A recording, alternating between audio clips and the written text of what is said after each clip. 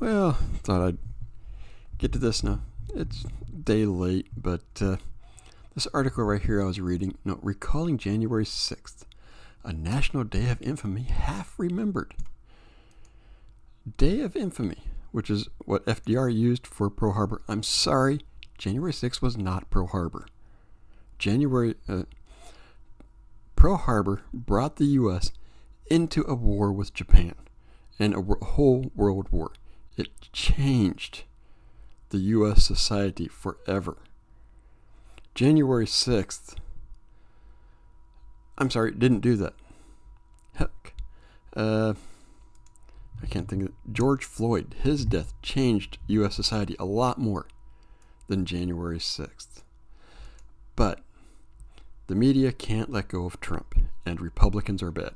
And this article here by Jake Coyle is a prime example of this hatred. Take a look at it. It goes, beneath the pale winter light and the glare of television cameras, it seemed hard not to see January 6th U.S. Capitol riot for what it was. The violent storming of the Capitol by Donald Trump supporters bent on upending the election of Joe Biden was as clear as day. Democracy under siege, live streamed in real time.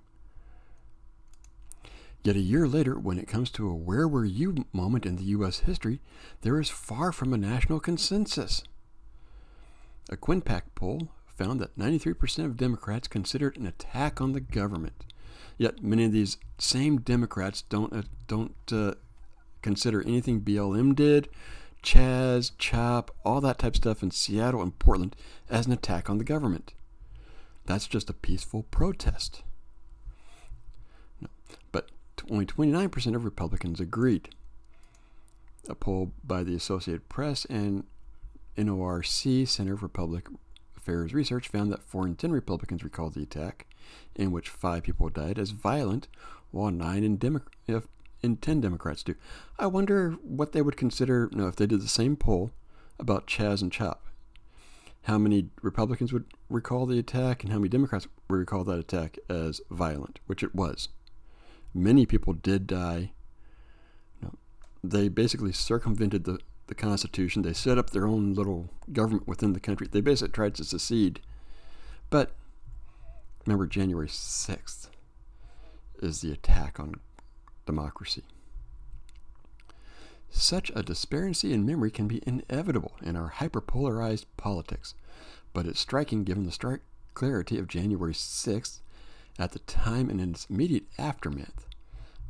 House Majority Leader Kevin McCarthy, Republican California, then said that the president bears responsibility for the attacks. Senator Mitch McConnell, then Majority Leader, said they tried to disrupt our democracy. They failed. But since that day, separate versions, one factual, one fanciful, have taken hold.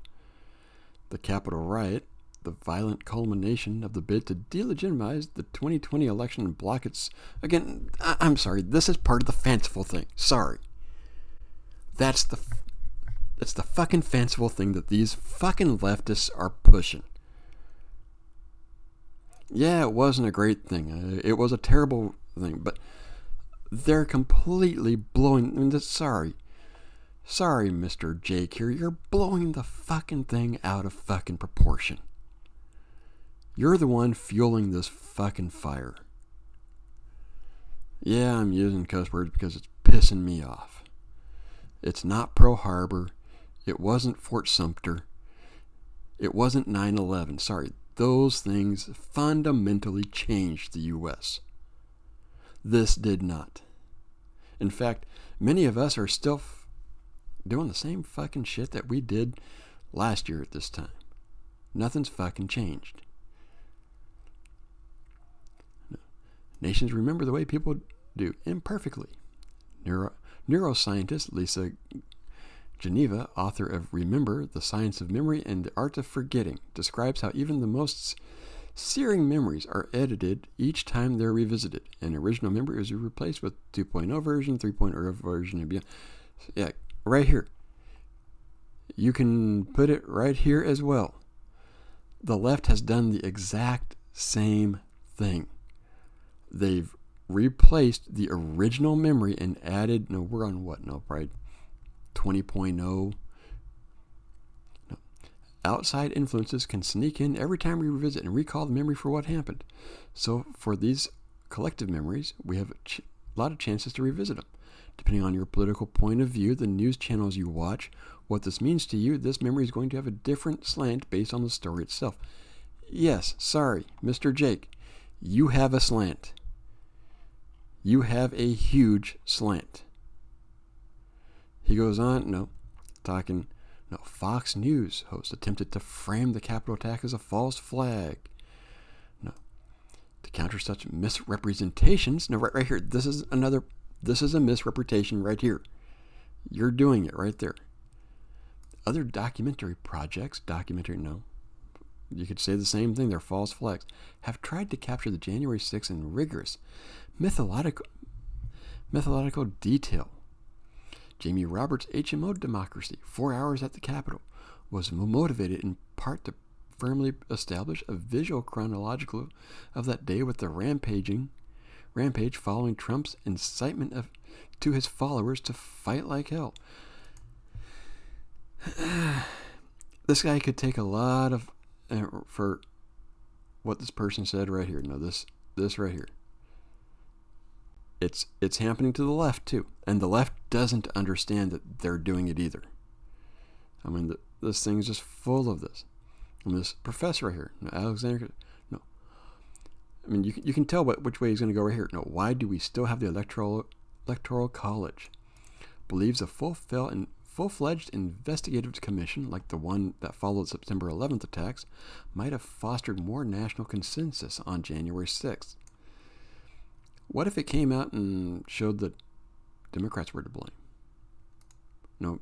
What if it came out and showed something about Nancy Pelosi not wanting more security?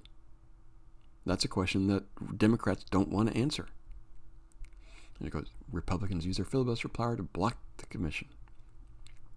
And it goes, instead, many Trump supporters have adopted the former president's denial over the 2020 election. In the last year, Republicans have passed dozens of laws in 19 states to restrict voting. That wasn't done because of the frickin' riot. It was done because of the poor way the 2020 election was mishandled. Sorry. It's obviously dangerous because it becomes precedent. Kisser said of the Capitol riot, it has become a prism through which events are viewed. The prism for a large segment of Republican is that you can't trust the outcome of elections. Sorry. The same thing happened to Democrats in 2000 and 2016. They didn't like the election either. If you can't trust the outcome of the elections, that will be true in the future as well. It becomes, as the great historian Bernard Bailyn once said, a grammar of thought. These people failed to remember the fact that for 4 years they did hashtag not my president and all this type stuff with Trump. But the moment they won, everything's cool. Instead of receding into the past and an anonymous threat to the heart of American democracy, the history of the Capitol riot has yet to be fully written. Some projects are ongoing to tell the story of January 6th. The Capitol Historical Society is creating an oral history. Some of the stories, like those of staffers who have since quit government and returned home, are particularly haunting for this society's president, Jane L. Campbell. Meanwhile, the Capitol remains closed to the public. I thought that was more pandemic. Where tours once regularly paraded, now only those with an appointment may enter. When people say, it's never been this bad, well, we did have a civil war. That was bad. That was truly bad. But during the Civil War, Lincoln made a decision to finish the dome of the Capitol. We tell that story 100 times over. I was unaware of a pandemic that shut everything fucking down during the Civil War. I mean, this guy was so much biased, left-wing bias. It's not even funny. And this is the stuff that Democrats are fed over and over and over again. And it's no wonder why 93% of them consider it an attack on the government, because that's what they've been told over and over and over again. They're not critically thinking about it. And of course, no, this guy probably is a Trump hater. He probably did hashtag not my president and all that other type of shit. Yeah, enough of my rant. Let me know what you think. Is he also not remembering it correctly? Is he pushing a narrative? Let me know in the comments. Like, subscribe. I'll see you next video.